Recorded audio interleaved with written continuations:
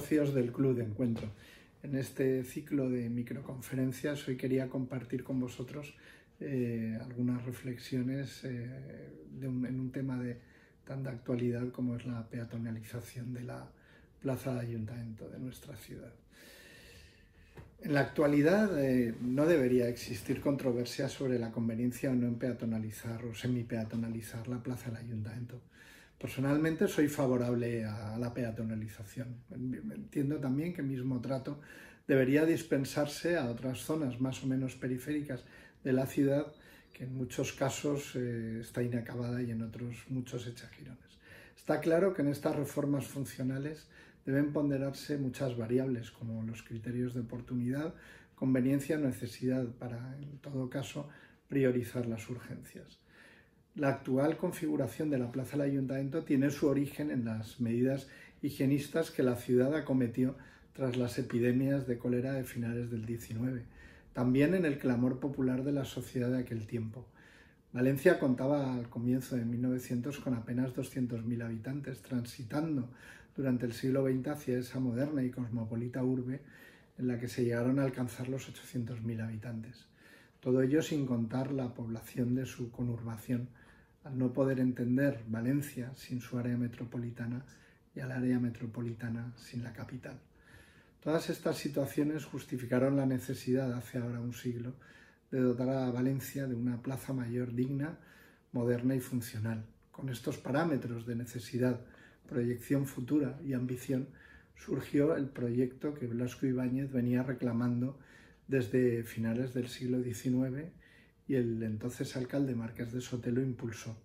encargándole en 1928 el proyecto de ampliación, urbanización y nuevas alineaciones de la Bajada de San Francisco al arquitecto Javier Goerlich-Lleó. Este proyecto también abarcó espacios en el entorno de la plaza, aperturándose en aquel tiempo la avenida de María Cristina para facilitar las conexiones con el mercado central,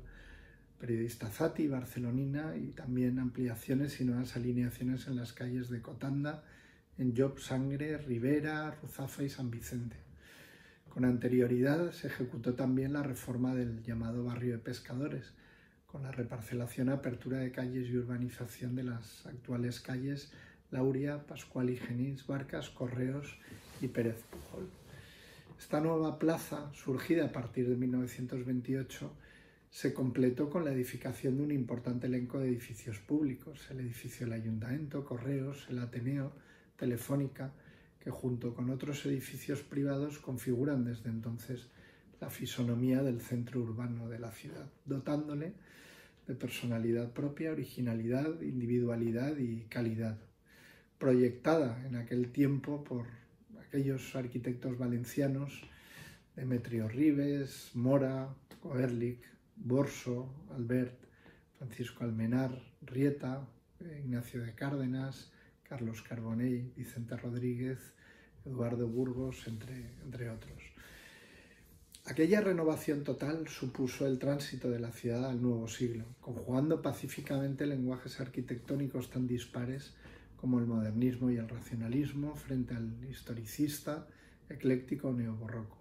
Como colofón a todo aquello, Goerlich en 1933 ejecutó el macizo central de la plaza, integrando un mercado de flores semisubterráneo que fue derribado al comienzo de los años 60 para construir sobre su superficie un aparcamiento de vehículos. A mi juicio, entonces, la ciudad perdió un entorno singular y también, en parte, calidad de vida a sus habitantes. Extraña en este momento la precipitación en la ejecución para semipeatonalizar la actual plaza, estando todavía la ciudad semiparalizada y confinada por la pandemia.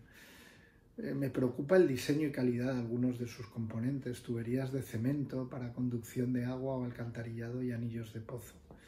no pareciendo lo más adecuado para aquel entorno. Me preocupa también en aquel lugar la posibilidad del crecimiento de superficie de mesas en los exteriores de las cafeterías, por aquello de otra vez tener que volver a plantearnos dentro de nada la posibilidad de peatonalizar las zonas peatonales.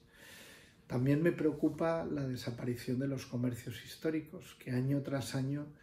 restan personalidad al perder la ciudad esos necesarios referentes. El tránsito de la plaza del siglo XX a la del siglo XXI entiendo que debería hacerse con la misma visión y ambición con la que en su día fue proyectada, pensando no solo en clave local, sino también en la dimensión metropolitana, autonómica, nacional e internacional. Un tránsito en el que todos deben sumar, siendo necesario el consenso de vecinos, comerciantes, hoteleros y hosteleros, sociedad civil, colegios profesionales, grupos políticos, etc. Teniendo en cuenta todas las necesidades presentes y futuras que la ciudad, por cultura, historia y tradición, debe seguir siendo para propios y extraños cómoda y accesible, con las distintas ofertas de movilidad integradas, como ocurre en otras ciudades que nos pueden servir de referencia para así nosotros en el futuro poder ser también un referente. Proyecto que además debe de integrar una continuidad o interacción con su entorno más o menos cercano. Estos necesarios consensos deberían plasmarse a través del correspondiente proceso de participación ciudadana, abierto, con la debida publicidad, sin que pueda pasar inadvertido como en otras ocasiones,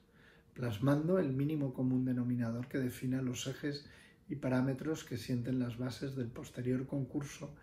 internacional de reforma que proponemos se convoque, en el que estudios pluridisciplinares, integrando arquitectos, ingenieros, sociólogos, arqueólogos, expertos en movilidad, en seguridad, higienistas, epidemiólogos, paisajistas, historiadores, diseñadores, economistas, etcétera, puedan plantear abiertamente propuestas en las que un jurado de prestigio independiente seleccione motivada y justificadamente el anteproyecto sobre el que realizar la reforma integral que merece la plaza. Lógicamente, las bases del concurso deberían de especificar el presupuesto de ejecución definitivo, cuya cuantía debería consignar el ayuntamiento en sus presupuestos para los próximos años, indicando también los plazos y fases del proceso, con el fin de evitar experiencias anteriores como aquel proyecto convocado en 1999 por el Colegio de Arquitectos para reformar la Plaza de la Reina, que ganado por Miguel del Rey, Íñigo Magro y Antonio Gallud, 20 años después todavía seguimos a la espera de que se inicien las obras. Por todo ello, mucho nos preocupa que la pretendida o no provisionalidad pueda convertirse en definitiva, teniendo en la ciudad algunos ejemplos, desgraciadamente. Muchísimas gracias por vuestra atención.